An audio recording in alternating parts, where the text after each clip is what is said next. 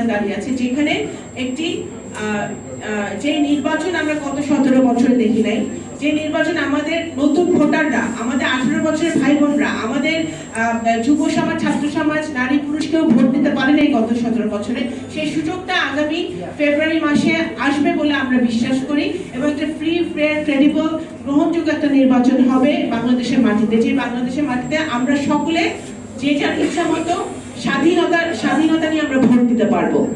সেই ভোটে বাংলাদেশ জাতীয়তাবাদী দল যদি নির্বাচিত হয়, জনগণের ভোটে যদি নির্বাচিত হয়, বাংলাদেশ জাতীয়তাবাদী দল যদি সরকার গঠন করতে পারে, তখন কিন্তু জাতীয়তাবাদী মুক্তিযুদ্ধের প্রজন্মে আপনার অঙ্গ সংগঠন থাকেন বা সহযোগী সংগঠন থাকেন বা কিছুই না থাকেন, তারপরেও কিন্তু প্রজন্মের দায়িত্ব অনেক অনেক অনেক বেড়ে যাবে যদি বাংলাদেশ জাতীয়তাবাদী দল আগামী দিনে সরকার গঠন করে। এবং আমরা বিশ্বাস করি যদি মানুষ ভোট দেওয়ার সুযোগ পায়, তাহলে গণতন্ত্রের দল, উন্নয়নের দল, স্বাধীনতার দল, সার্বভৌমত্বের দল, মানুষের, এই দেশের 17 কোটি মানুষের মণিকোঠে যে দল আছে সেই দলই সরকার গঠন করবে, যত ষড়যন্ত্রী হোক না কেন। যখন বিএনপি সরকার গঠন করবে তখন কিন্তু প্রজন্মের দায়িত্ব অনেক বেড়ে যাবে। আমার কাছে এটা কোনো আমার কাছে এটা একেবারেই মুখ্য না, আপনারা অঙ্গ সংগঠন নাকি সহযোগী সংগঠন, এটা আমার কাছে কোনো মুখ্য ব্যাপার না। আর মানুষের নেতৃত্ব আসে, আপনারা যারা জুলাই গত বছর যেসব ছেলেমেয়েরা প্রাণ দিয়েছে বা আজকে যে ভাইদেরকে আমরা সম্মানিত করলাম ক্রেস্টের মাধ্যমে, যারা জুলাই যোদ্ধা হিসেবে আমরা বলছি, তারা কি কোনো পদের মুখাপেক্ষ হয়েছিল, দলের মুখাপেক্ষ হয়েছিল?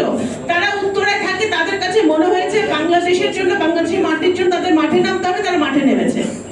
তাদের নেতৃত্ব তারা নিজেরাই দিয়েছে এবং সেই হিসেবে তারা নেতা হয়েছে। তো সুতরাং আপনারা যদি নেতা হতে চান, তাহলে প্রজন্মকে অঙ্গ সংগঠন না সহযোগী সংগঠন সেটা দেখার দরকার নাই। নিজেরা নিজেদের জেলায়, উপজেলায়, নিজের গণ্ডির মধ্যে আপনারা বিকশিত হন, মানুষের পাশে থাকেন, মানুষই আপনাদেরকে বেছে নিবে নেতা বানানোর জন্য, সেটা আপনাদের মনে রাখতে হবে।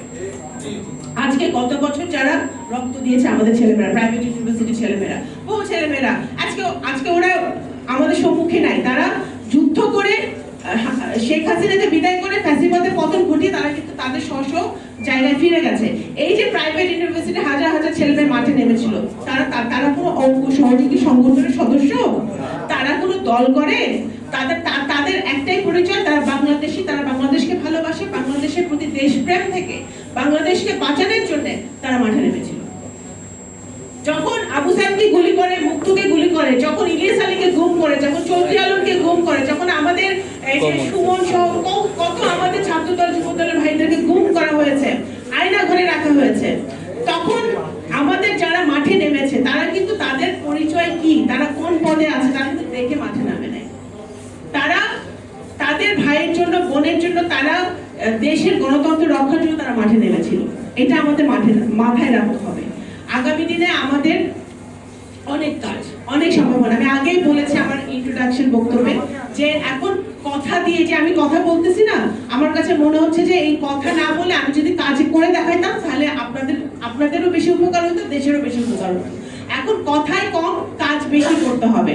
বাংলাদেশে আমাদের যদি 31 দফা একেবারে 1 থেকে 31 পর্যন্ত ইমপ্লিমেন্ট করতে হয়, বাস্তবায়ন করতে হয়, তাহলে কিন্তু কাজের বিকল্প নেই। শিক্ষা, স্বাস্থ্য, বাসস্থান, আমাদের প্রত্যেকটা সেক্টরে আমাদের অনেক কিছু করার আছে। আমাদের গণতান্ত্রিক প্রতিষ্ঠানগুলোকে ঢেলে সাজাতে হবে, আমাদের বিচার বিভাগ ঢেলে সাজাতে হবে, বিচার বিভাগকে আপনার স্বাধীন করতে হবে, আমাদের প্রত্যেকটা গ্রামাঞ্চলে আমাদের প্রত্যেক নারী পুরুষ প্রান্তিক জনগোষ্ঠী যাতে সমান শিক্ষা পায়, সুশিক্ষা পায়, সমান স্বাস্থ্য হেলথ কেয়ার পায়, স্বাস্থ্য সেবা পায়, সেটা আমাদের নিশ্চিত করতে হবে। সেটা নিশ্চিত করতে হলে আমাদের সকলের যার যার জায়গা থেকে কাজ করতে হবে এবং সেই কাজটা যদি আমরা করতে পারি, মানুষের ভাগ্য উন্নয়নের জন্য কাজ করতে পারি। দুর্নীতি বিশাল একটা ব্যাপার, বিশাল একটা সাবজেক্ট, পরতে দুর্নীতি। আপনি এই দুর্নীতি যদি কমাতে হয়, বিএনপির একটা বিশাল প্ল্যান আছে এই দুর্নীতি কমানোর জন্য। এই যে জনাব তারেক রহমান সাহেব ঘোষণা দিয়েছে যে বিএনপি যদি সরকার গঠন করে আগামী দিনে, তাহলে 1.5 বছরের মধ্যে আপনার 1 কোটি কর্মসংস্থান। এটা কিন্তু ইটস এ ভেরি অ্যাম্বিশিয়াস আপনার প্রপোজাল। এইটা যদি বাস্তবায়ন করতে হয় তাহলে আমাদের অনেক কর্মসংস্থানের ব্যবস্থা করতে হবে, এবং সেই লক্ষ্যে বাংলাদেশ জাতীয়তাবাদী দল কিন্তু ন্যাশনালি এবং ইন্টারন্যাশনালি কাজ করছে যাতে আমরা কর্মসংস্থান আমরা তৈরি করতে পারি। আমাদের ছাত্র সমাজ, যুব সমাজ যাতে বেকার বসে না থাকে, তারা যেন তাদের স্ব জায়গায়, শহরে, জেলায়, উপজেলায় তারা কাজ করতে পারে, সেটার জন্য কিন্তু বিএনপি প্ল্যান করছে।